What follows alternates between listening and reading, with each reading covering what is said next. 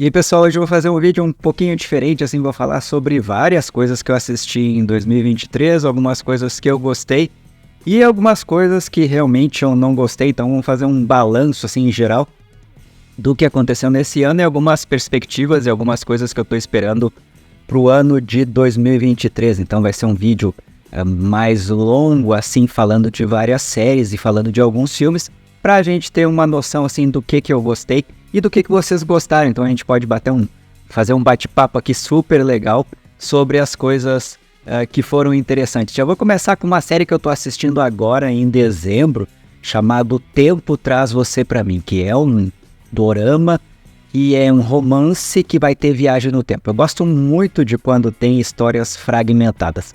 E esse dorama que foi lançado na Netflix agora em dezembro, ele é super fragmentado, então ele é difícil de compreender, assim, até mais ou menos o meio, quem são os personagens, porque os dois personagens principais, né, o moço e a moça, eles fazem alguém no passado e alguém no futuro, então vai trocando o nome deles, tem um outro amigo, e a coisa mais interessante aí é que vai ter assassinatos, então a gente vai ter que tentar descobrir quem é o grande culpado das coisas que vão acontecer ali, do assassinato de uma moça, mas também tem o amigo dele que vai participar dessa história. Realmente bem interessante, um tanto quanto confuso, assim, nos primeiros 4, 5 episódios, famoso assim, não é para quem gosta daquelas histórias assim mais lineares, é totalmente vai para frente, vai para trás, a gente não compreende, o que faz com que a gente fique prestando bastante atenção e realmente vale bastante a pena, assim.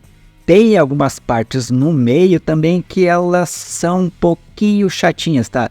E a Netflix, quando traz esses doramas aí, sabe que tem altos e baixos. Mas eu diria que é uma nota assim em torno de 7, 7,5 que vale a pena a gente assistir para se divertir. E tá num nível assim superior dos doramas que aconteceram nesse 2023. A gente teve alguns bem legais, tipo A Lição, Alquimia das Almas.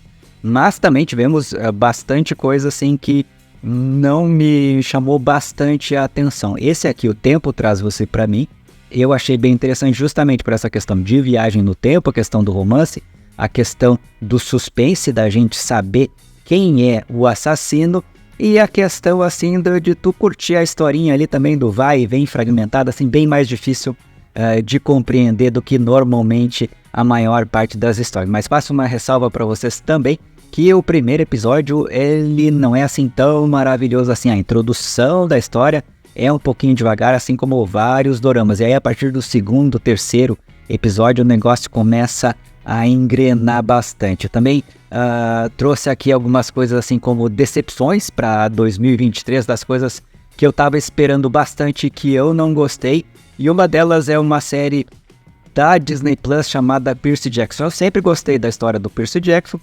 e nessa aqui eu achei que não foi tão legal assim, pelo menos esse começo agora em dezembro, pra mim foi uma decepção em termos de como a história está sendo construída, mas obviamente, né, que a Disney ela faz coisas bem para crianças e eu não sou mais o público-alvo disso, e talvez, né, por ser uma boa produção, faça bastante sucesso nesse público mais infanto-juvenil.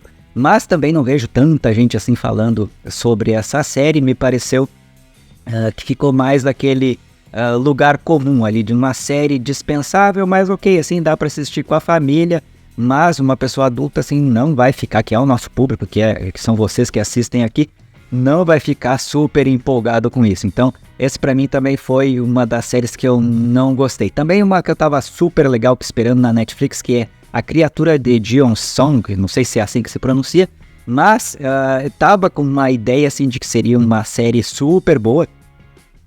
E quando eu assisti, me decepcionei um pouco. E aí essa foi um pouquinho contrário, assim, do que O Tempo Traz Você Pra Mim. Eu achei o primeiro episódio dessa Criatura de Jeon Sang legal, e depois não achei mais legal, justamente por causa das caracterizações do ambiente, da produção, das roupas, dos personagens, que me fez fugir da história, que me fez não acreditar, não me fez comprar a história.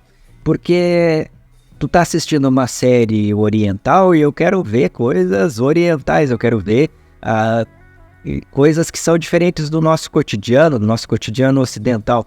E aí toda a condução dessa série ela é feita como se fosse num visual dos Estados Unidos, só que com eles fazendo. Então, realmente me pareceu assim um tanto quanto forçado essa parte, e isso fez com que eu não me atraísse mais na história. Pode ser, né, que se continuasse assistindo, que eu ia gostar tanto, mas assisti 2 episódios inteiros e realmente não me cativou, assim, não teve um personagem também que me fez, esse cara aqui, essa mulher, essa criança, esse adolescente, esse velho, é legal, assim, pra ficar assistindo. Não teve nenhum deles, assim, me chamou bastante atenção. Tem um jovem que é o que vai tentar resolver o sumiço das mulheres ali, a relação com a questão dessa criatura que foi feita pelos japoneses que invadiram a Coreia. Então é uma história de época que poderia sim ter sido super legal e que realmente me decepcionou. Mas nenhuma história me decepcionou tanto esse ano quanto Rebel Moon, que é lançamento de Zack Snyder na Netflix, e isso aí realmente foi puro clichê, assim, clichês visuais, clichês no roteiro, uma infinidade de coisa ruim assim aconteceu nesse filme que não dá realmente pra gente dar uma nota digna pra ele.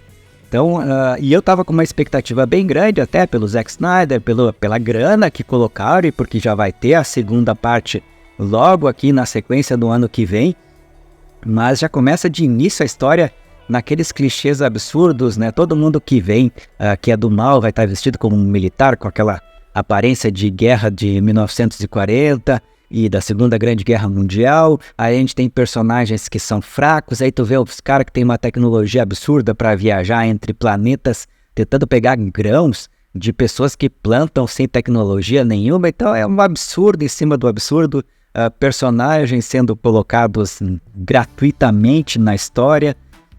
Foi realmente assim péssimo esse filme, e que não gostei, não me chamou bastante atenção, achei realmente bem fraco. Assim, de destaque em termos de série para esse ano de 2023, né, e com expectativas assim também da gente assistir em 2024, eu vou falar de Silo, que eu achei uma das melhores produções da Apple TV, né? Eu fiz os vídeos aqui contando como vai ser a continuação da história, como acabou o Silo aqui nessa primeira temporada e como o livro termina essa parte da Juliette.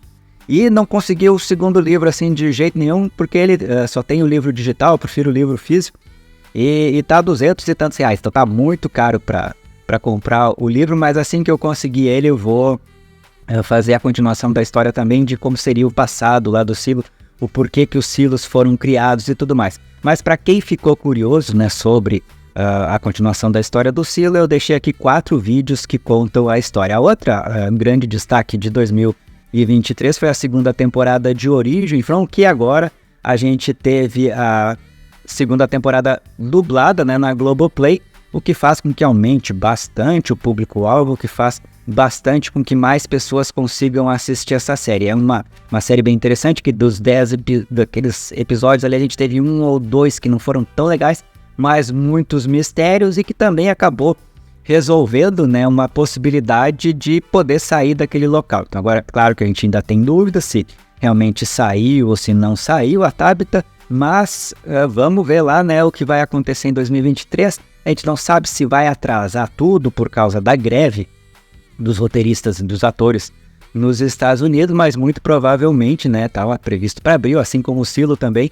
Vamos ver se não atrasa tanto assim, que seria super legal. Também uma outra série que teve o seu final esse ano lá, já em janeiro, né, fevereiro, foi Alquimia das Almas. E Alquimia das Almas, a primeira temporada, é o dorama que eu mais gostei de assistir na minha vida. Então, embora a segunda temporada, que foi o que aconteceu esse ano, não seja no mesmo nível, e teve até menos episódios, e teve troca de atriz e treta e tudo mais, mas realmente é um dorama muito, muito, muito interessante, que vale bastante a pena assistir. Agora, o filme do ano, a coisa que eu mais gostei de assistir em termos cinematográficos, foi Os Assassinos da Lua das Flores. Realmente é um filme sensacional, né? A gente tem uma interpretação muito legal do Leonardo DiCaprio, e acaba que a gente está assistindo o filme ali, as coisas vão acontecendo, a gente fica meio que não acredita exatamente naquilo que está vendo nos nossos próprios olhos. A nossa ingenuidade não permite com que a gente aceite aqueles fatos. Então, a história, né, dos Assassinos da Lua das Flores conta a história de uma moça que é uma indígena que é muito rica, porque eles tinham uma área grande de terra que foi descoberto petróleo, e aí nos Estados Unidos daquela época o pessoal ia para catar o petróleo, então tinha vários negócios ali, eles enriqueceram muito e acabam que aquela família dessa moça, todas as indígenas, elas vão casar com pessoas brancas e elas vão sendo assassinadas no decorrer da história. A gente não sabe exatamente o motivo de início, mas depois as coisas vão ficando cada vez mais claras, e é nisso que dá a grande decepção da história, né? De toda essa decepção da história, que eu digo assim, em termos de tu não acreditar que os personagens teriam coragem de fazer aquilo ali.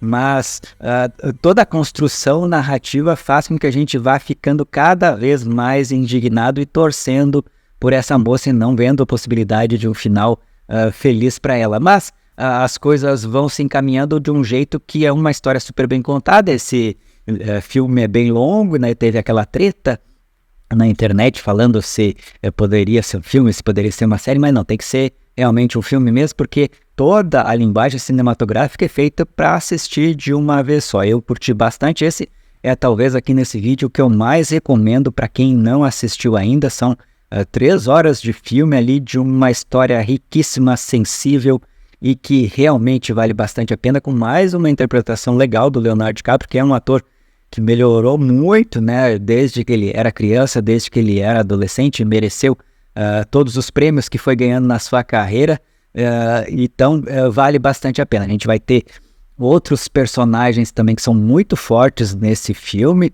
e numa certa produção assim que busca, né, essa sensibilidade por um lado e essa angústia que vai aumentando pelo outro lado. Realmente vale bastante a pena. Espero que vocês tenham assistido bastante coisa legal em 2023. Comentem aqui o que vocês mais gostaram, o que vocês mais se decepcionaram, assim como eu.